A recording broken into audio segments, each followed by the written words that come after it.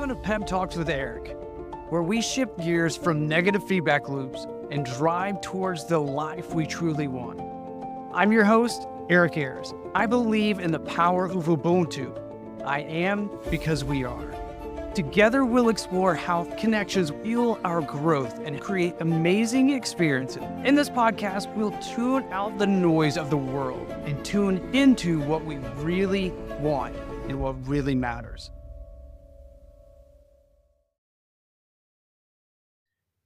All right, man. So much to unpack here. And what a beautiful place to get to say thank you, right? For the experiences that I needed to go through in order to get me to become the man that I am. That impacts other people's lives. That is huge. Back to Wayne Dyer. He was in foster from age of like 2 or 3 to I think 9, maybe 11, something like that. And then dealt with abuse and like grew up hating his dad. And then when he finally realized, wait a minute, I'm on a journey, it was God that was like, you got to go find your dad. Well, his dad died 10 years before this.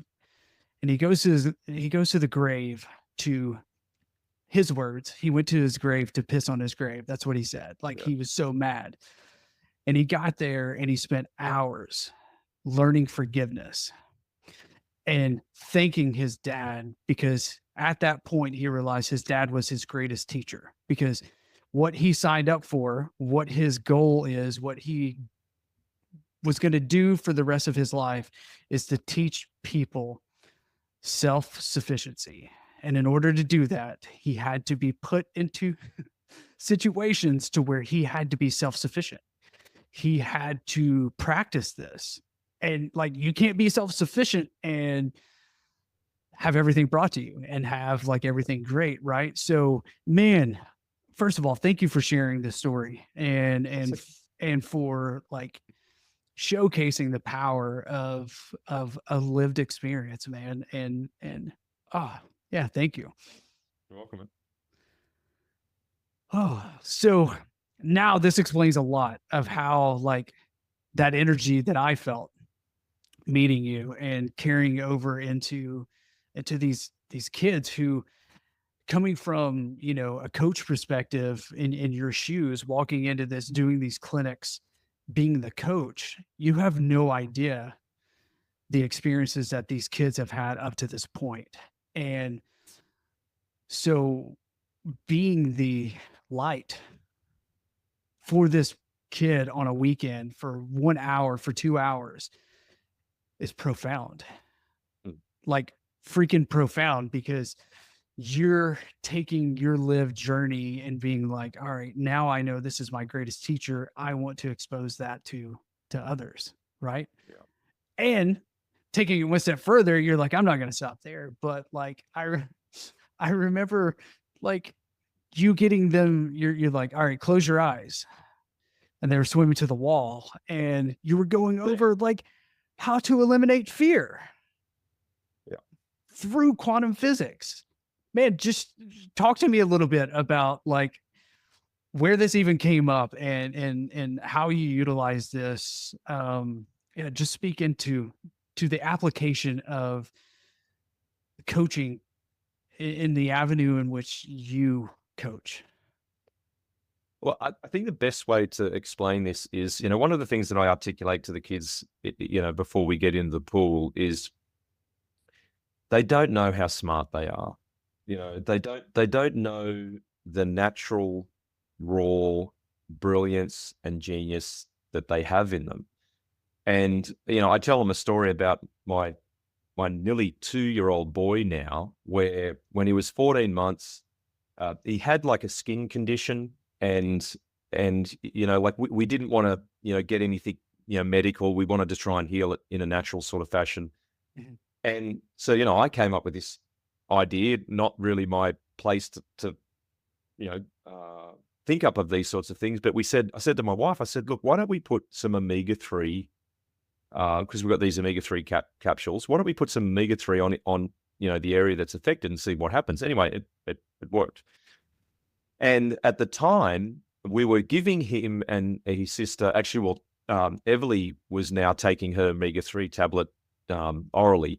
But for him, we didn't want him to choke on it, so we just put it in his smoothie bottle. Anyway, so maybe about a month later, I said to Tess one morning, I said, "Are we giving Rafe his omega-3 tablet orally now?" And she said, "Yeah, right." So I hand him the tablet, and he doesn't put it in his mouth, right? He starts dabbing the area of his skin where and I just like, and I've got tons, and all parents have got stories that they remember from their kids where they did something that was beyond the expectation of their comprehension, right? And, so if you look at, as kids grow up, who are the influences, who are the authorities in their life? Well, it's parents, coaches, and teachers, all right? And I did it with my own boy, like I was surprised at his comprehension, and he can do things. We can tell him to do things and he will go and do them, but he can't speak them back. Yeah. So there's a gap there in the awareness of the comprehension.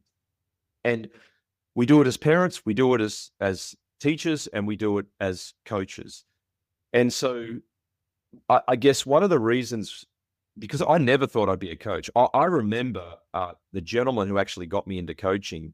We were on the same two Olympics together, Brett Hawke, and we used to giggle that we would never be coaches. Nothing against coaches, but we'd done swimming for 20-something years. I don't really want to do it for another 20. And here I am on pool deck, like just loving the experience of pouring into these kids. And yes, I teach from a do this, don't do that. And that's my point, right? So parents are the life educators, and they do it primarily by saying, do this, don't do that. Teachers at school, do the math problem this way, don't do it this way. Coaches, swim this way, don't do it that way. But what that leads to is, and if you take my coach, Greg taught me how to swim backstroke. So Josh, do it this way, don't do it that way. It's a very small step for the underling, right? The person who is learning from that person, to put that person on a pedestal and treat them as a god of sorts, right? The god of life, if we're a child, the god of maths, if we're into maths, or the god of swimming, or whatever it is. And as soon as you make that assumption, you assume that you know nothing, right? So even at 7, did I know nothing about backstroke? Or at 10, do I know nothing about money? Or at 13, do I know nothing about maths or read? No, you know something, right? So that's what I play to. I play to, something. But if you're smarter than you think you are, more creative and more brilliant, then you know more than you think you know. Right. So my job is to reveal that to them. And if I can do that in a clinic situation, and you said this, and I wrote it down in my phone notes. If I can take them one step with me, because that's the hardest step, right? Because if you're taught in everything that you do to don't do this and do that, all you end up doing is looking to that person for their next piece of instruction. And let me just quickly go to my notes, because I was listening to a podcast, and again, if there's a gift that I've been given, it's my ability to take information that on the surface appears unrelated to where I need to use it, and this is what you're talking. When you say quantum, if you had said to me 5 years ago, you're using quantum physics in the pool, I'd be saying, mate, I'm not that smart, right? But that's right. So I did a clinic and I hear things and I pick things up and I go, wow, I could use that. That's amazing. And I did a clinic with a fairly inexperienced coach, and he said, are you doing something or are you using something? Right. So someone who is doing something, they are doing this, not doing that. Someone who is using something, there's a greater level of awareness in the activity. So then I listened to this other podcast, which I'm not sure whether you know of, the Baymar podcast. Uh, it's an Eastern look, a Hebraic look at the Bible. Amazing. And in that podcast yesterday, and this is a really good example, they were talking about, are you being told or are you discovering? Mm. Right? You're being told or Mhm. discovering. So what did I do? I melded the two. I melded the doing as being told and the using as discovering. Right? So in a clinic situation, every single lap, my job is to give kids information in a way that they may not, they don't have to understand it straight away, and it's probably more beneficial that they don't. I want Yeah. their thinking challenged, right? But if I can get them to apply that concept and take one step with me, they'll take an infinite number of steps without me. That's what you said. That's how you articulate, and I put it down as a note. And that's the sort of coach that I want to be, because I want kids empowered. I don't want their, their life experience, their athletic experience, their professional experience, their whatever, to be conceptualized as do this, don't do that. Because all they're going to do is look to someone for the next instruction. And in doing so, they just completely disregard their own genius and their own brilliance. So that's what I try and get out. And, like, it's interesting. I became a way better clinician on pool deck when I became a dad, no question. And it was very quickly. Yeah. And yes, because of the appreciation of a person that I'm now responsible for that's not me. But the reason why I became such a good clinician, and this took me a little while to understand, but typically when I do a clinic, there is like 9 to 11-year-olds and then 12 plus, right? And they are vastly different, but Yeah. vastly different. Right. My clinics leveled up when I realized that the child that was damaged on pool deck is being repaired every single session that I spend with these kids, right? And that's why I connect with the younger kids more than the older kids, because that is the window of time that this abuse happened to me, right? That was just, again, Dude. that was probably the bridge from, God, how could you let this abuse happen to me, Yeah. to, mate, thank you. Thank you for bringing me full circle and allowing me to witness my own repair in real time through kids that are of the age Yeah. that I was when I suffered this abuse. Dude, that brings in a real life example of hurt people, but healed people heal people, or Yeah. offer the environment for them to heal themselves. Like, beautifully put. And oh, the fact of you're looking at these kids as the genius that they are. The quote behind me, the Einstein says, everyone is a genius, but if you judge a fish by its ability to climb a tree, it'll spend its whole life thinking it's an idiot. Mm.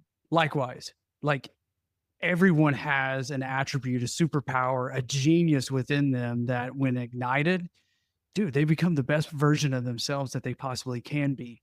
And what I ultimately love that you describe so well is coaching. I mean, outside of sports coaching, but like coaching, transformational coaching, life coaching, um, it's about empowering. It's about setting an environment and empowering that individual to tap into the answers that they already know they have. They just need help finding it, because it's been hidden from them because they've been doing. They've been following yes, no, this way, that way, and they've lost track of their inner compass that they were born with. And so tapping back into that is so powerful, man. That's I love that. And I love the fact that you didn't know you were teaching quantum physics, but yet you were teaching quantum physics. And not only teaching quantum physics as this is quantum physics, but as a way of saying, I'm going to help you eliminate fear, or at least dance with fear and move with the fear and not let it be debilitating through giving you the experience of interacting with, we're going to take one of your senses away and you're going to feel how you're interacting with the energy around you, of the water, of the people. Like, I mean, that was one of the most brilliant and beautiful things that I've seen in sports. And I spent my entire childhood from like 5 to 18 in sports, and never had I had anyone give me the ability to say, this is how we interact with the world through being us. And this is how we learn through trusting self. And I'm like, what? I'm like, and then I'm looking at our, our 15-year-old daughter, and I'm like, what a freaking powerful lesson to learn, not from mom and dad, right? Mm, From a loving human being that is here sharing their lived experience and helping kids heal while they have the ability, you know, to heal in a greater magnitude, right? So they can start their lives quicker. They can get to that aha moment quicker. And then it's like, yeah, oh, cool. Now the trajectory of the life is now like skyrocketed. yeah, Beautiful stuff, man. Thank you. yeah. That's. I mean, it's interesting. Yeah, at the end of a clinic, yeah, I, I always put it out there. Hey, if you want a photograph, if you want something signed, come and you know say hello, and we can get that done. The best compliment that I can get is when like I remember the first time it happened. It's this 9-year-old girl, and I said, "Do you want something signed? Do you want a photograph?" She goes, "No, I just want a hug." Like I was like I teared up straight away. I was just Oh, like in this world, I'm 48 in a few months. I'm a guy. Um, like that that shows that the child in me has connected with the child in. That's the only way. There's not how else. yes. We're swimmers, but Yep. there's no other relatable piece other than the child in me has spoken to the child in her. And honestly, I mean, I've had people on pool deck.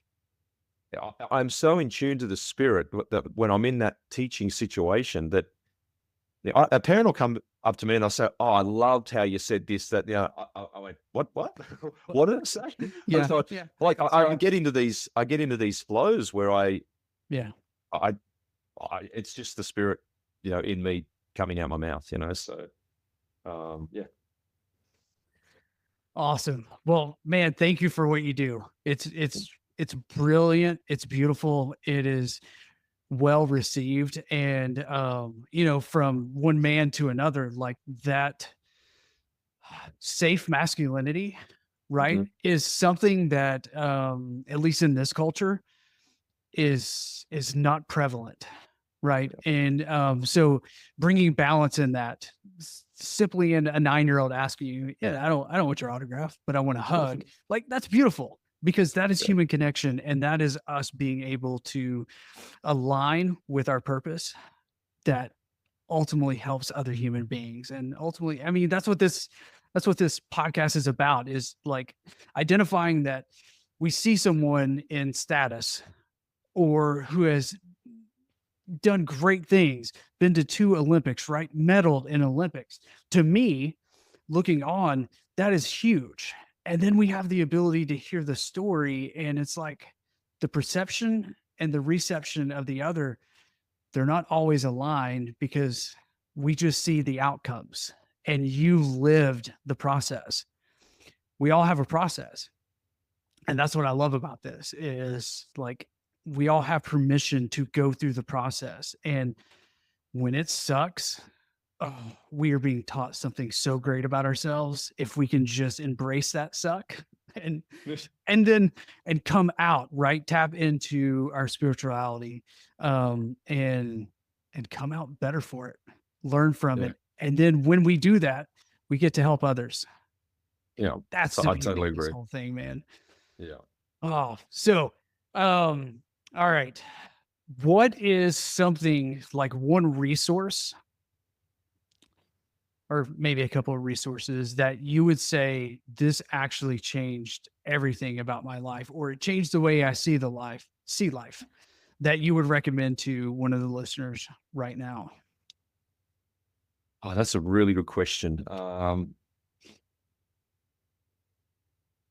mean, look, as far as it's for me, my spiritual disciplines are really important. Mhm. And, like, yeah, okay. So I actually got baptized before I truthfully gave my heart to God. And before that, I was a sort of type A person, and I judged my value as what I Yeah. got out of the day, and so I think that, the first spiritual discipline that I had was going to church, um, and then I brought in a devotion again, inconsistent, but it's amazing how these spiritual disciplines start to be foundational, because when I was only doing my devotion 2 or 3 times a week, I wanted to do them every day, right? But my flesh just hadn't surrendered enough Mhm. to prioritize it. But I'd get frustrated. I'd be like, God damn it, I only did 3 this week, like, and then you just get so annoyed at yourself. And then all of a sudden you do a week of 5 or 6 or a full week of 7 every single morning, and you're like, oh wow, right? But then but then I do my devotion, and it's almost like, I'll see you tonight, God, when I pray Yeah. to you. Yeah. Right? Yeah. Yeah. Right? But then that's not what you want, because you want to carry him across the day, but just my activity and my desire to perform just elbowed him out. And then so you go through the same process, right? You become frustrated. And then, I added a spiritual discipline, which was worship music, right? Mhm. So, we have a little mobile speaker. It's playing as we're having breakfast, or I'm listening to it. Like if I go to the gym there on the way back, just in a generic sense, I can be doing some work with my headphones on, listening to Mhm. some instrumental worship music. And as a result of that, I'm now carrying God an hour or two deeper into my day. But Yeah. there's still separation there. And, like, you have a phone call at 3:30 in the afternoon and it doesn't go so well, and you've yelled at your boss, or you've done something like, and you're just like, "Oh, again, you're not here, and it's my fault that you're not here." But then Yeah. then again, you get a tipping point where, and the tipping point for me, I remember, doing this, devotion, and the word that came to mind, yeah, because I'm like, I used to I remember reading a book, and the guy said, and he was like a businessman, many businesses, very successful. And the first question was, who do you employ? How do you know how to employ someone? And his answer was, people who walk fast, because they get stuff done, right? And so, I mean, if I can get from A to B as quick as I can, great. That's time Yeah. saved, because Yeah. I'm that sort of personality. Like, let's get it done quickly. Let's get it done. Blah blah blah blah blah. Yeah. And the word that came out of this devotion was dawdle. Like, so basically, I was I was losing God because I was going ahead of the pace that He Mhm. wanted from me for that day. So if I'd started, and I would literally walk around going left, right, left, right. I started to do nothing fast, right? So for me, it's walk slow, talk slow, think slow. They're like my mantras that have allowed me to stay with God across the day, Yeah. because I'm way more capable, than God allows me to be. But but in being more capable, all I'm doing is chasing the wind, right? Right. So for me, spiritual discipline. So Mhm. this is my spiritual day. I as soon as the alarm goes off, I pray. Quick prayer for about 60 seconds. If I'm going to gym, I'm listening to worship music on the way there, on the way back. If I am not going to gym, I have worship music playing as early as I can in the day.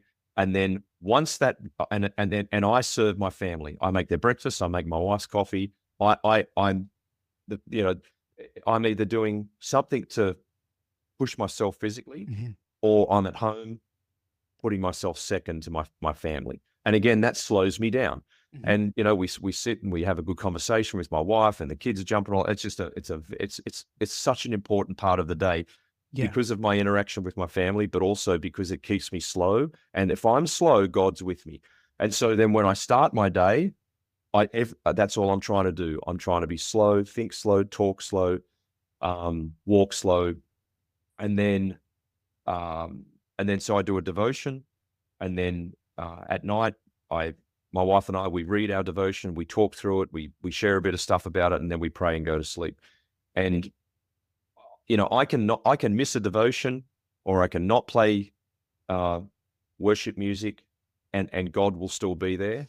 But Right. if I'm above and beyond His output and His speed for my day, that's the key for me. If I and again, you're like, sometimes you're like, man, is this all you want me to do today? It's like I remember the number of times I would be on the golf course on a Thursday, and someone would ring, hey, such and such gave me a number.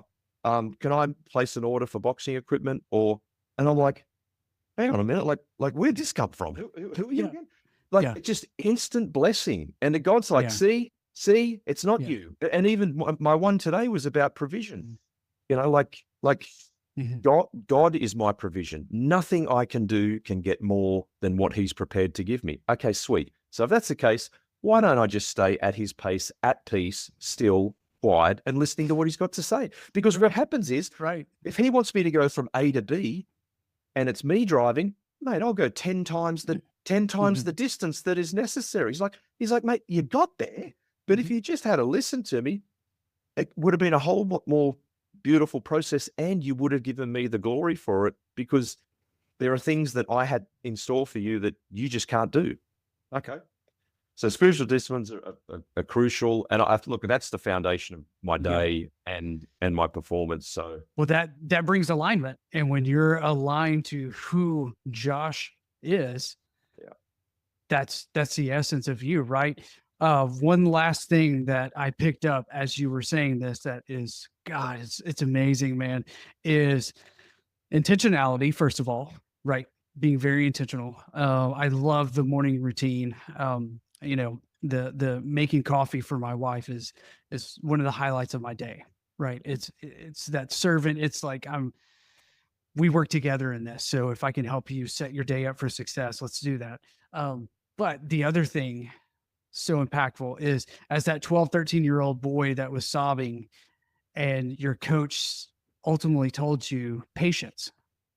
yeah, And then now you're trying to speed up, and God is saying, patience, slow down, because like we're here, we'll get there. yeah, But we're going to get there, and you're still going to have your energy. You're still going to have your essence, yeah, and you're not going to be so tired. Your family's still going to be there, and let's do this, and it's going to be in total alignment with the plan. yeah, yeah. Love I it, mean, man. I remember I remember when I had so much going on in my head as far as like task type stuff. Mhm. My brain was leaking out my ears. Like it was like my engine. Sorry, so let's put it this way. My pride saw value in my engine operating at 110%, right? Mhm. And I remember when I made a conscious decision to walk slow, think slow, talk slow, walking around with a brain that's like 50% empty, 60% empty, like that was tough, right? Yeah. Like, Yeah. because I just felt, I'm like, man, there's so much more that I can do. But I mean, even like, um, let me just quickly, because there's something I remember. Do you mind if I read my devotion Go from for it. today? Go Right. for it, man. So in Weimar, this podcast, this was the quote, and there was evening and morning the next day, right? So what the Hebraic look at the Genesis story is, the day starts in the evening, Mhm. right? The day Right. starts with rest, okay, Right. as opposed to what we think, which is, well, sun's up, let's go and work, right? Right. Um, rest is an integral part of each day and week. God rested not because he was tired. He rested because his creation was good. The work was done. It was done well. So stop to rest. I don't use rest as you have meant it to be. If that's the case, then it's likely that I'm using more time than you wish for me to work. Now, this is the kicker. If I have enough, which I believe that I do, then I can only be doing the extra for me and or someone else. That would mean that the extra I do is seeking something extra. That also means that I'm not content. Right. So And I don't physically want for stuff. Like money's not a motivator. We've got a house, we've clothes, we've got mhm, good food, we've got all those sorts of things. But if I'm doing more than what God wants me, I'm saying that I'm not content in a different right. fashion. Um, so then I truly am not content with what I have, and am subconsciously subverting your blessing.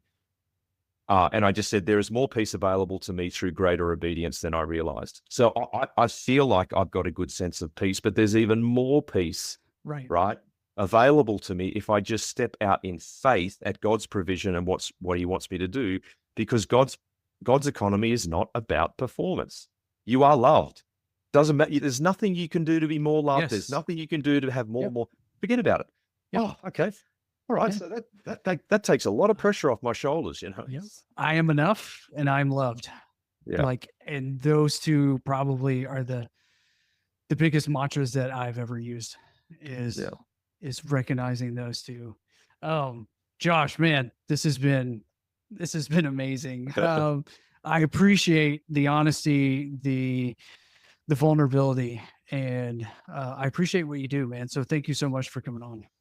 My pleasure. And I mean, it's interesting because I wanted to mention this, more recently, more just before when you were talking about masculinity Mhm. and vulnerability, and like my covenant with God is with kids, Yeah. um, but I just, you know, and I'll say this sometimes to kids in a clinic, and this is a belief that I have: the strongest man is the man that can show his emotions freely in public, right? So society has tried to convince men that we're not as sensitive as women.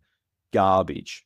I cry more than my wife. Like I'll look at her in the kitchen and I'll just tears. Uh, Rafe had a pretty rough sleep 2 nights ago, Mhm. and he would get out of his bed, and I must have gone in to him half a dozen times, and I didn't know that Everly was awake because they sleep in the same room, and I was just about to close the door one of the times I went in to put him, and I just hear Everly's little beautiful soft voice. Good night, Daddy. Gone. Just Yeah. like walking out the door, tears running down. Yeah. Like I more than anything, like the world would be a better place if more men honored their emotions, showed their emotions, weren't afraid of people Mhm. seeing them. Like, I mean, there was a moment earlier, to be honest, I'm pretty proud of myself. Some of the stuff I've shared today is more than enough for me to, lose it. And I've told stories, I've told that story about Yeah. no one remembers Nate. And hang on, give me a second. Yeah. Let me gather myself. I would love for men to honor their emotions and be vulnerable and be brave, and I'm convinced that wives would love it and kids would love it too. Absolutely, because it gives them permission to do the same. Yeah. That's what happens is when we tap into it, we allow us to be whatever that is, because emotions aren't bad. If they were bad, we wouldn't have been given them, right? It's our interpretation of them, what we do with them, that creates the quote unquote bad. But yeah, letting that, feeling it, going into it, and seeing like my daughter see me emotional, it's like, yeah, I'm setting her up for an understanding of this is what you should expect in the man that you 100%. go with down the road. Um, 100%. like they should support you, and you're not the emotional support in the house. And this is the flow. This is the masculine and feminine working together in fluency. And sometimes I need to pick her up. Sometimes she needs to pick me up. And Yeah. it's a balance, man. And that's what I love about it. Once we are aligned, we're able to balance and then we move forward. And that's what I love. What we do is helping people realign to who they are. And it's beautiful. I love it. So it's Awesome. Josh, man, if someone thanks, mate. wants to reach out to you, where can they find you, my friend? Yeah, probably Instagram is the best. Okay.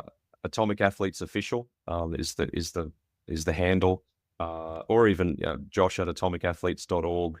Someone can look. I I'm as available as I need to be because God is going to present me with opportunities for people, and I'm just really transparent like that. Yeah. So yeah, you can reach out to me at any of those two places. Awesome. And we'll have all of the links in the description so to make it easier.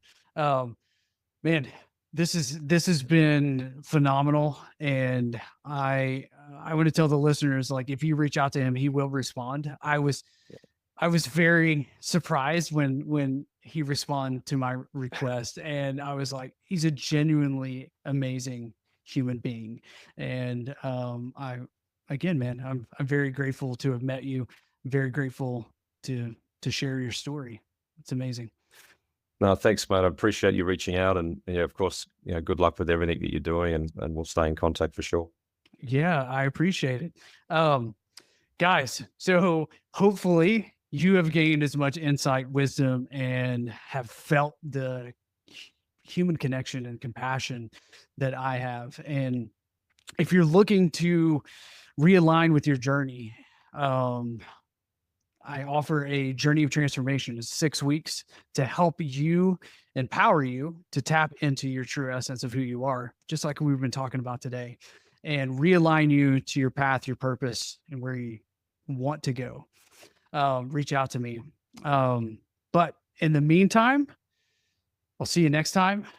Be well, be loved.